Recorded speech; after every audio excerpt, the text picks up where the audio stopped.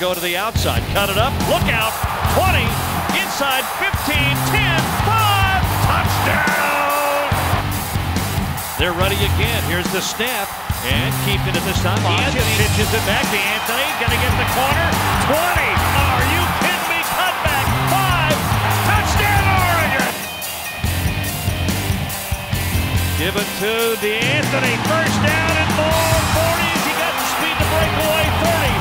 25. 20. Block downfield. Oh, baby. Touchdown, DeAnthony.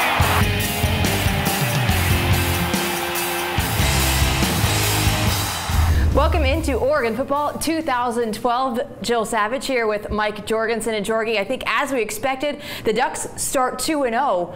But as we didn't expect, we didn't think that Marcus Mariota and the Ducks were going to come out and lose 3 fumbles in that game against Fresno State. No, the second half obviously much different than the first half. The first half very much like it was with Arkansas State.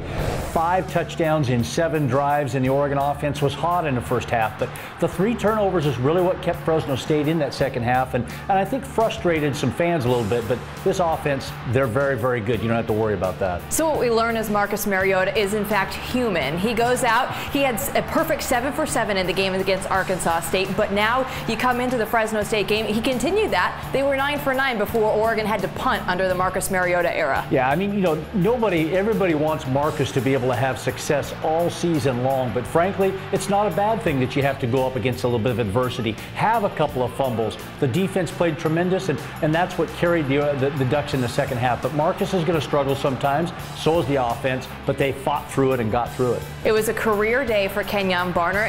He had the most carries that he's ever had in 34 and finished with 201 yards on the day. A great day for Kenyon Barner. Yeah, sore young man, there's no doubt about it after the game, but he's willing to take on that load, and the combination of he and DeAnthony Thomas really was lethal in that first half. The speed was on display, and Fresno State took a whole half to really adjust to the speed, Joe. You mentioned DeAnthony Thomas, that 51-yard touchdown run. Every time DeAnthony gets the ball, you really have to think, is he going to score on this play? I think the opposing sideline holds their breath every time he goes in motion or anything else, and they still have yet to kick the ball to him on a kickoff. So exciting player, a great 1-2 combination with he and Barner. In special teams, they didn't kick to DeAnthony Thomas, but they were kicking to Braylon Addison. He was out there. So there are some things that Oregon can work on, maybe some freshman mistakes there in special teams. Yeah, I mean, there's some opportunities there to be able to coach, and you know, there was some opportunities there for kickoff returns, but when you take the ball 3-4 yards deep in the end zone and bring it out,